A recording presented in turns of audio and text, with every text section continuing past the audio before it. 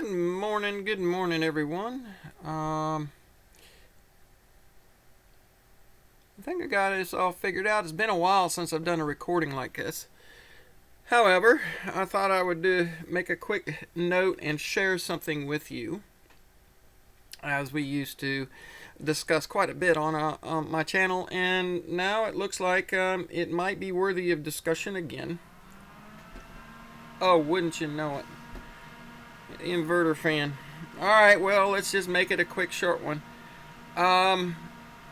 We have a move. See if I can get that. There we go.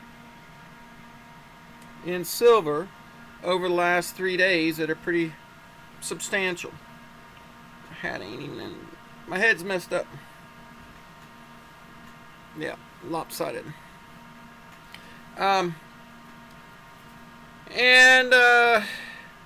There's been a lot of false starts, but you know me, so I'm doing some video editing for you and preparing to go up and upload the videos that you're going to see today. And there are some critical things I want to get across to you from the technical standpoint. Let me see if I can do this. I may be able to, may not.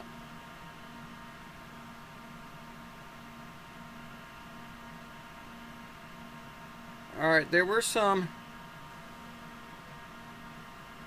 support, resistance kinds of things that are occurring. We've got a couple of them that have been broken, but there's one last one. So if you see that, we've taken off and we're kind of coming up, and there's a couple of touch points between, let's see, right there and right, I can't see my own finger, right there. those two humps creates a lower sloping touch point, or a resistance line. We've gotten through that. Many of you recall the technical analyses that we did some many years ago, and then how I showed the massive paper dumps that would come in and essentially destroy the upward movement and momentum that would be occurring from a more of an organic standpoint from the contracts being bought out. As long as there is a price shown on the COMEX, there will always be some form of control. Period. No ifs, ands, buts, ors, maybes about that. However, at some point in time, those who control the system need to open a valve and let some steam out. And I think that's what happened when we went up a year ago, August, and we went up to 30 and came up. That we've moved through that period of letting off some steam and allowing some people, because once we got up for a bit and then it came back down, then people who've been holding it, the AG for a long time, some of them are, they're trying to pull it out of the physical economy.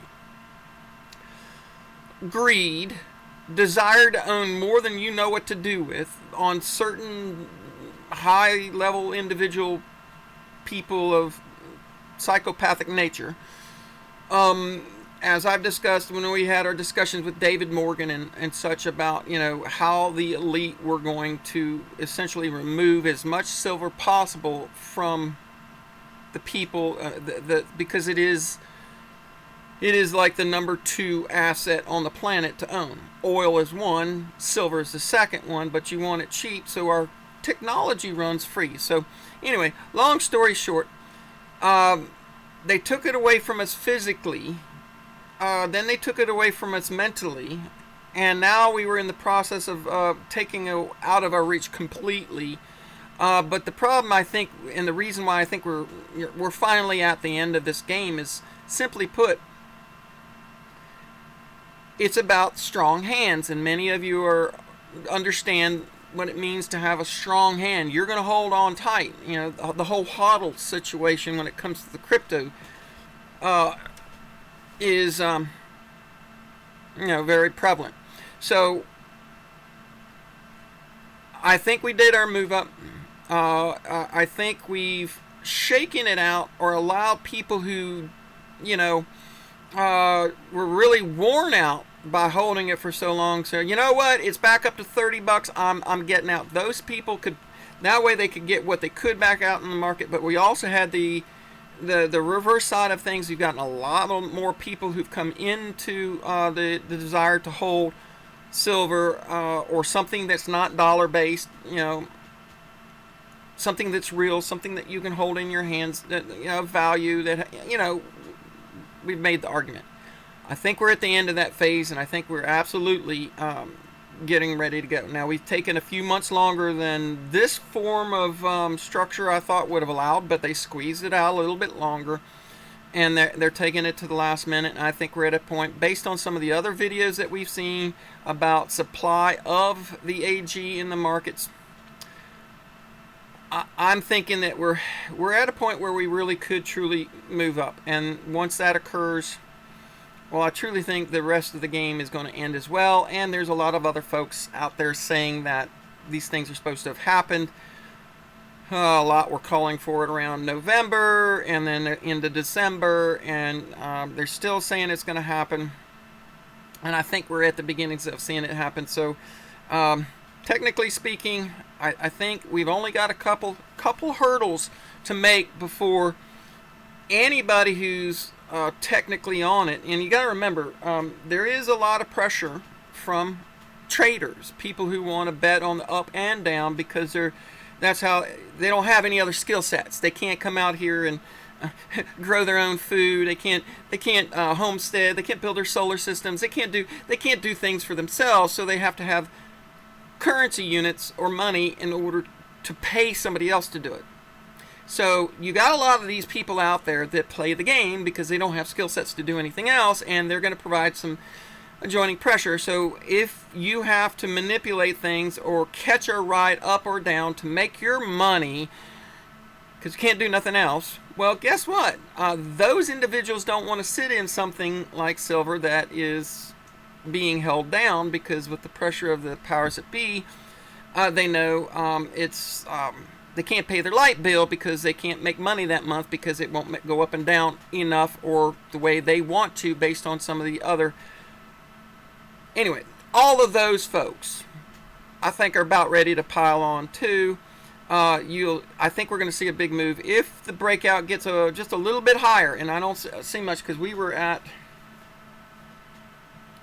really quickly today, in the last 2 hours, we were up at 24.50, and it was my analysis that not the 50 and 100 or 200 day moving averages, which Bix elaborated that had just gotten punched through, but we needed to get above essentially 25.50, and based on that support line, we're headed towards that, so that you might be able to see that. The resistance line is up there in between 25 and 26, depending upon the time it takes for us to get there from now. But you can see it could be really rapid. So once we get above that 25.50, and we can break through that 25.50, we may very well finally be off to the races in our long anticipated rebalancing of the scales. Long story, short video. Point is this: if you don't have it, now would be time to get it. If you were planning on a last position, now would be the time to get it. And